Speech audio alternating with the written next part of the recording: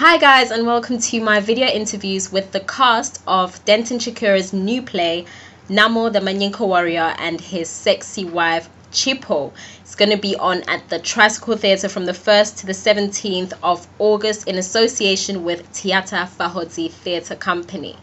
So stay tuned, have a listen at the interviews, find out who is Lucian Samati's favorite superhero, what epic adventure they'd all like to go on, and also what is their obsession with goats. Stay tuned, find out, book your tickets.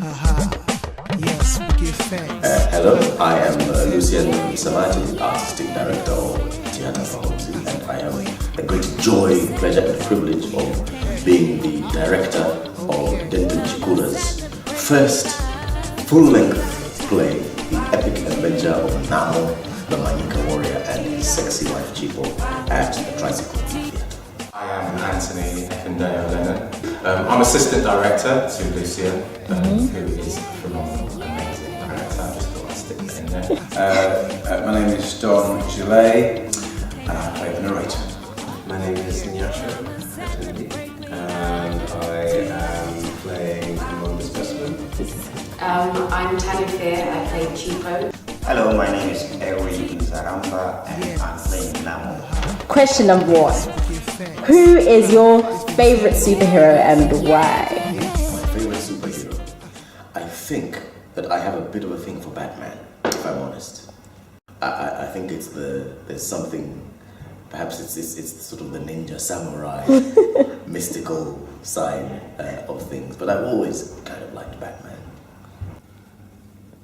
I have to admit, it would be Spider-Man, I think. Right. Kind of obviously Black Panther. Okay.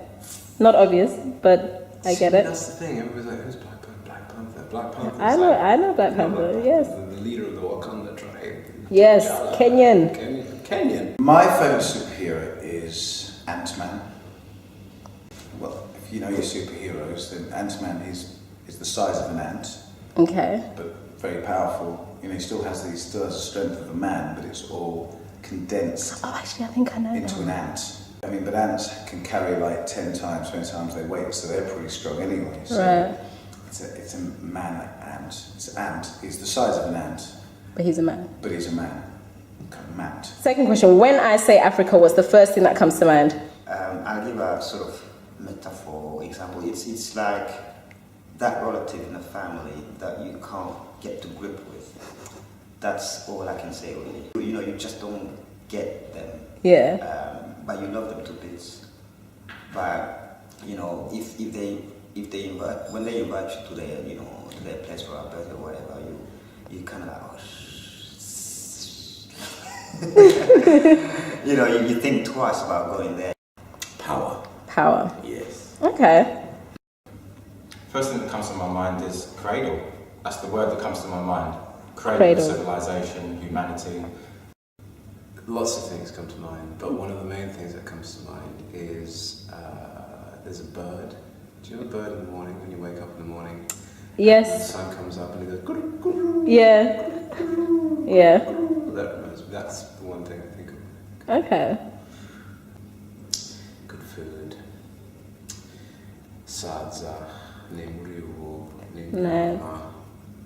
Well, I think of my family, my grandma, who used to live there. She's passed away now, but she lived in Zimbabwe, and I briefly lived there when I was a kid, so I think of the good times I had as a kid. Yeah.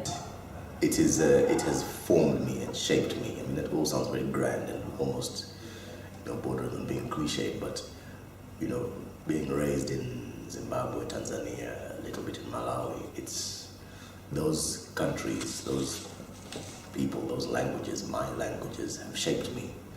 And I, from a distance, I would like to believe what I have absorbed amongst all the many things is just as great strength or resilience. So, power. What is your opinion of goats?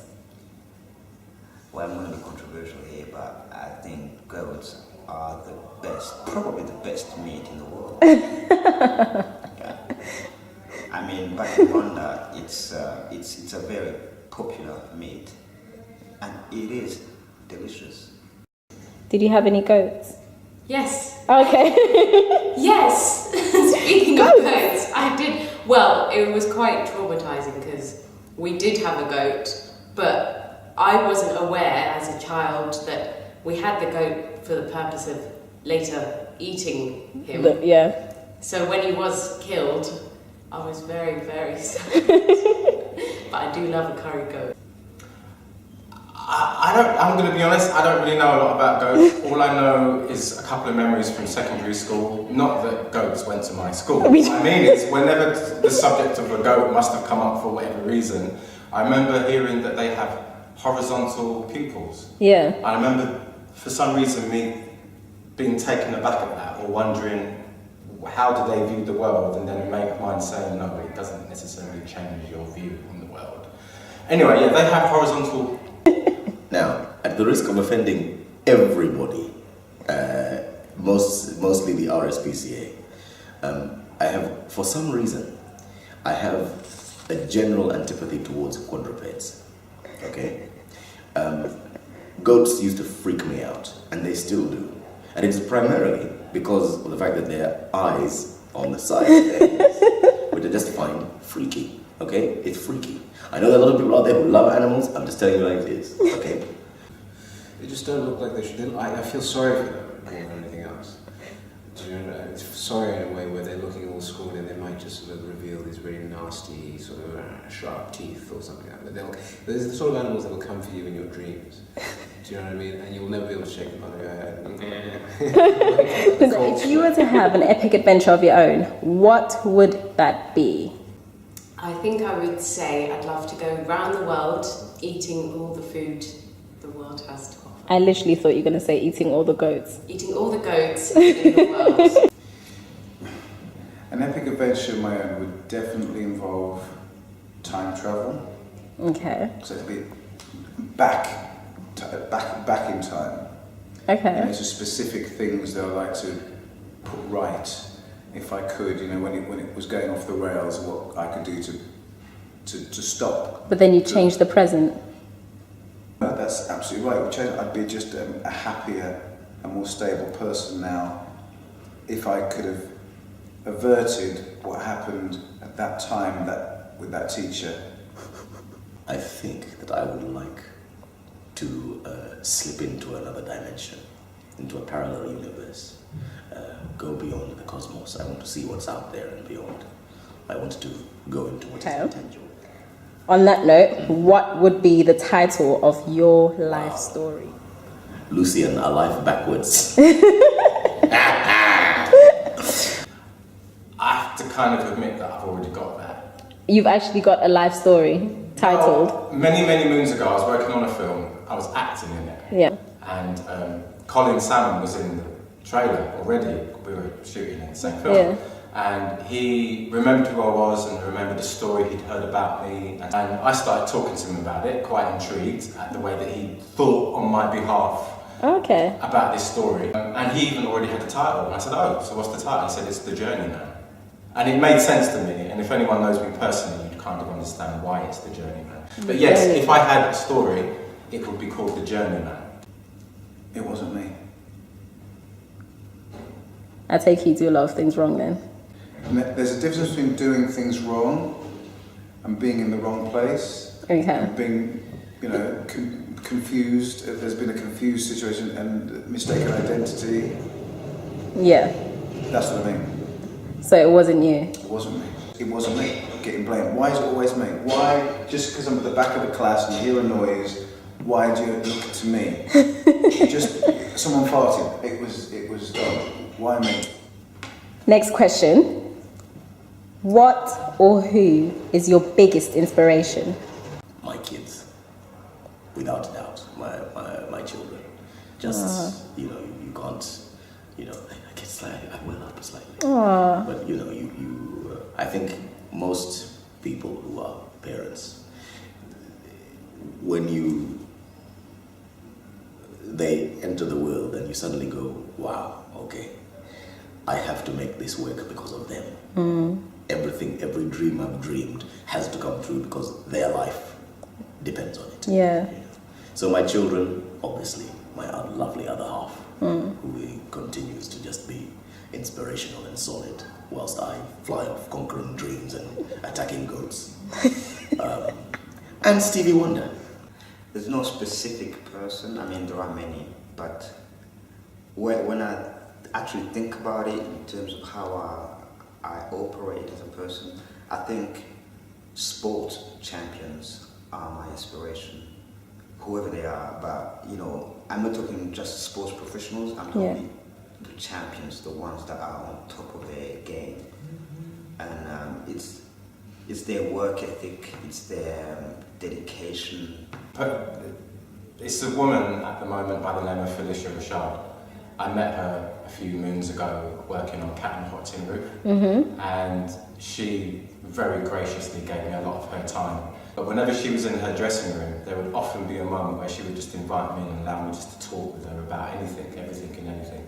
And just the stories that she told me, and just her philosophical way, the way of viewing the world, I just find her amazing and intriguing and inspiring. I would say women at the top of their game. You know, I love looking up to other actresses who have really, you know, done well in the industry, like Sophie Okonedo, like Tony Newton, people like that. Also my mum, you know, I look up to her because she raised me and was still able to be successful in her career. Yeah.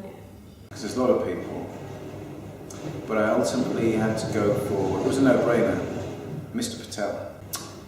He's my newsagent. Okay. When I had my first paper out. Well, he'd just come up with some just these little sayings that would just, don't steal my stock.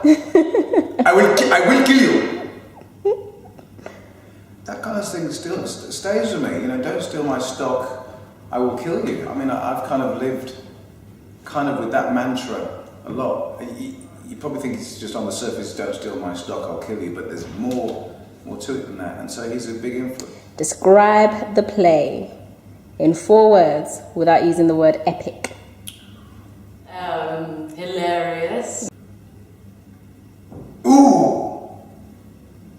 Ludicrous. Multi-layered. Okay. Intriguing. Boom! Groundbreaking. Witty, open-hearted, genuine, fun. Yes, haha.